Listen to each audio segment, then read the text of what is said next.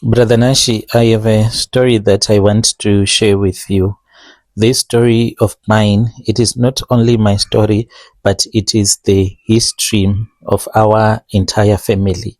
It is a history that I am sharing with you, someone that is a stranger who is not even from my tribe. Yet I can't share this story with any of my other family members that are suffering. My siblings, they know about this, but it seems as if these Tokoloshis that were taken by my father from Zimbabwe, they have hardened our hearts, just like the way that Pharaoh hardened his heart when God was speaking to him through Moses. I don't know what it is going to take for a pastor who knows such secrets, yet he does not want to tell his own blood relatives. I am a man of the cloth. In short, I am saying that I am a pastor. I am 56 years old, and for many years I have stood behind the pulpit telling my congregation that you need to do the work of the Lord, and if you do good in your life, then God, the Holy Spirit, Jesus Christ, is going to come and is going to bless you. If you do evil, God is going to punish you. Yet I know some of the dark secrets about our family. Some of them, if we were just to sit down with our relatives, those that even went to university, those that have degrees that they are just holding in their hands and they can't get a job, if we tell them the truth, everything is going to be okay. They'll get a job even tomorrow. I am telling you, they'll start to receive phone calls from wherever they last submitted their CVs. But the evilness that is in our hearts, it is just too much. And besides, it is a dog eat dog situation. If we go ahead and tell them and expose the things that our father went to do in Zim from South Africa, it will backfire on us. All the bad things that are happening to them, those bad things, they'll start to happen to us. For 20 years, we have been living a lie. We have been living a peaceful life, but that is full of secrets, full of pride, and full of lies. There is too much sorrow in the family. The sorrow that is there, it is not in my house, but it is in the houses of my brothers, my sisters. These are my cousins. For this Tokoloshe, as long as our relatives are suffering, then it is not going to come and affect me and my children, as well as my siblings and their children, but it can do whatever that it wants with our cousins and our aunties, those that we are related to by blood. It all started with my father. My father, he was a simple man. He was a driver until 2005. That was the year when everything changed. My father, I remember him telling us that he was going with his friend that he was working with at the company where he was working as a driver. This man, he was a foreigner. He was from Zimbabwe and he wanted to go there with his friend. And this man was going to take him to Chipinge. That was the first time that I ever heard about how dangerous it is being in Chipinge, the witchcraft that is there. It is too much. My father did not tell us about any witchcraft thing. He just told us that he was going to have a business opportunity and he was going to be given something to use it in his business when he returns back to South Africa. My father, he was gone for 2 weeks. When he came back, my father was not the same man. He started his own business, but I remember one thing that he brought back. He had a small wooden trunk that was in the boot of his car. My father, he had a Cressida that he had, and this car, he ended up going with it to Zim, and in that car, it never returned back again. When he went the first time, when he came back, I remember very well that my father, he had a wooden trunk that was in the boot of his car, but it was wrapped in a goat's skin. He locked it in the back room of our house. We come from Polokwane, but we have been in Joburg. We act as if we are not from Limpopo because of some of the darkest secrets that happen in the family. We only return back to Limpopo if there is a funeral. But apart from that, we do not even go there to associate with our relatives. We just pretend as if our relatives, because they are poor and we do not want to associate with them because their poverty will end up being our poverty. But the truth is that there is a curse that is in the family. There is an altar as well as a covenant, just that our blood relatives, they do not know this. We pretend as if that we just want to hang around successful people since we are also successful people. But the truth is that we feel guilty being our own tribe because of the things that my father went to do in Zimbabwe. When he came back, he told us to never touch the Cressida, to never touch that wooden trunk. He took it and he locked it. We used to have a back room in our house there in Polokwane, and he told us to never open that room. We would see our father and our mother each and every day at night. They would go into that room and they will come back smelling like herbs, powdered tobacco, but we never entered in that back room. Within a couple of months, my father, he had bought his first taxi. He bought it for cash. Where he found the money, we do not know. By 2006, you won't believe it, my father, who was just working as a driver, only had one taxi in 2005. By the end of 2006, he had 5 taxis. All of these taxis, he bought them for cash. By 2007, he owned a filling station. We went from eating cabbage and bones to eating steak each and every night. My father told us that he had made an oath to protect his business, to protect his seed, and he had done this so as to protect his children. He said that he did not want his children to crawl, to kneel down in front of another person that is rich for bread. He told us this one night when he called us into the sitting room and he told us everything. By then, he wanted to sell the house so that we can move from Polokwane and we can come to Joburg. At the time, I was starting my theological studies. I thought that my father's success, it had nothing to do with Tokoloshes and Sangomas. I thought that my father's success, it was God who was answering my prayers for the family, because I used to pray quite a lot and I knew that in my life I wanted to be a pastor. I did not ask questions because the money that my father was bringing home, it was very good. I did not notice that while my father was busy buying more taxis, my uncle's children, our cousins, they were starting to suffer. They were suffering a lot, losing their minds. I did not notice that the luck which was in our house, it was a luck that was being brought to him because of the Tokoloshe. And this Tokoloshe, it was a curse to some of the other children that were born in the family. Anyone who shared our surname but did not live under his roof was cursed. It will be like when one of our cousin would come and stay with us, you actually see that even if he was said to be mentally ill, the moment that he comes to our house, you'll start to make sense. You could have a conversation with him. But when he would return back to Polokwane from Joburg on the taxi, he will start to speak to himself. As long as someone was under our roof, that person will be okay. The Tokoloshe that my father had gotten in Jipinge was now staying with us, and it had a very specific list of the people whom it was allowed to protect and the people whom it was allowed to eat. By 2010, this Jipinge contract was in full force. I am one of the 4 children that my father and my mother had. All of us are successful. I am a pastor. with a beautiful church. It is not a big church. My brother is a doctor. My two sisters are married to wealthy businessmen. We have never known any day of bad luck in my life.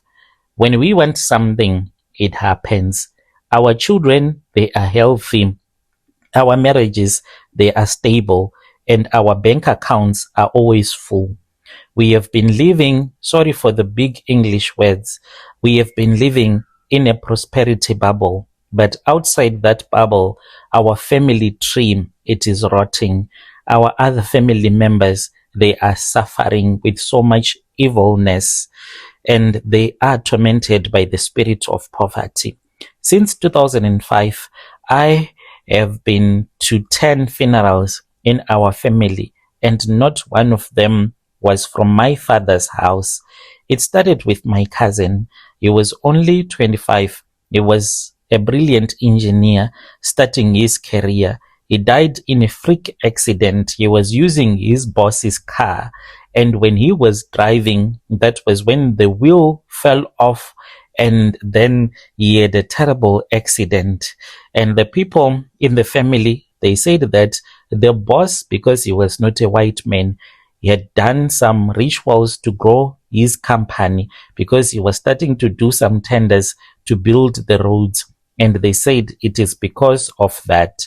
Then it was my auntie, who was my father's sister, then another cousin, then my sister's daughter. That one, she pained a lot of people. She was only 11 years when she passed away.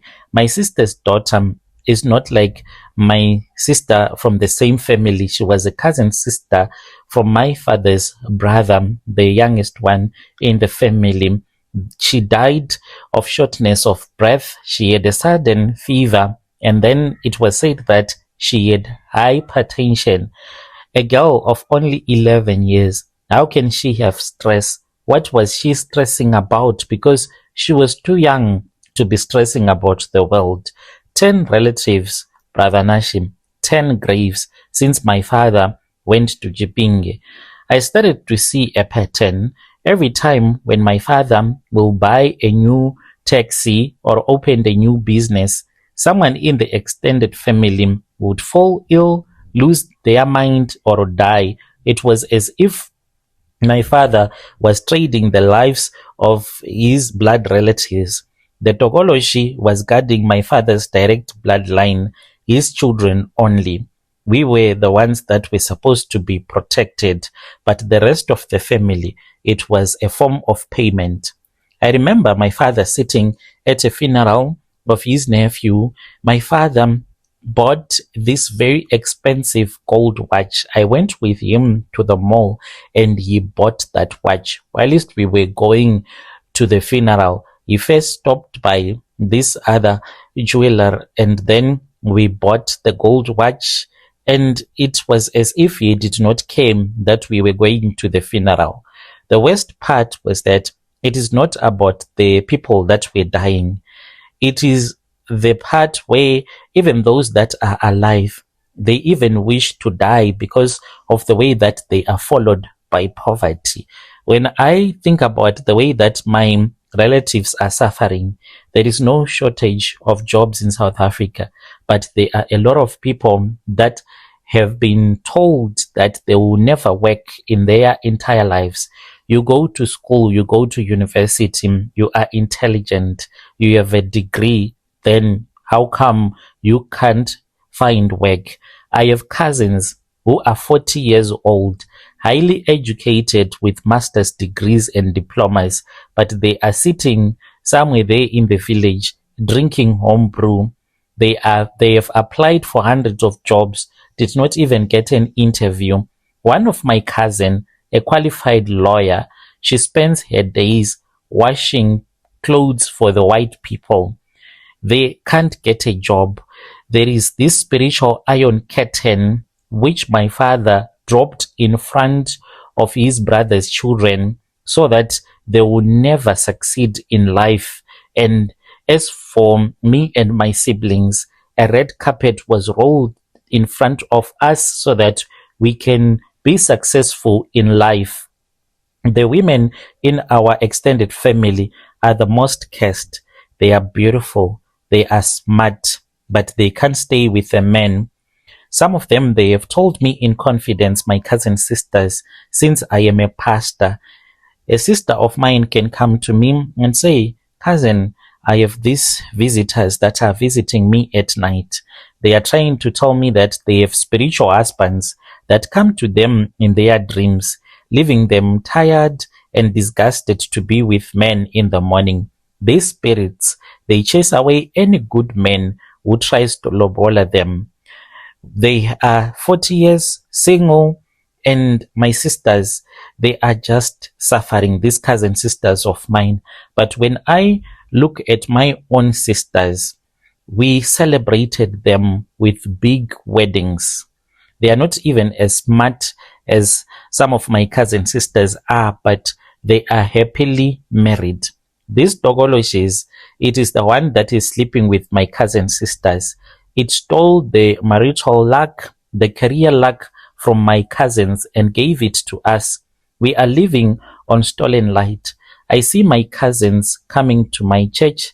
Some of them, they come and I pray for them to find work. I lay my hands on them, and I know that it is just a ritual that I am doing to pray for someone that you know very well that even if they try to go and find a job, they will never be able to get a job. My father, he is in his 80s now. He knows that he did these things. My father, he asked not me, my other brother. He told my brother that he wants my brother to go to Chipinge alone. He's supposed to take that old trunk to Chipinge, but my brother is afraid.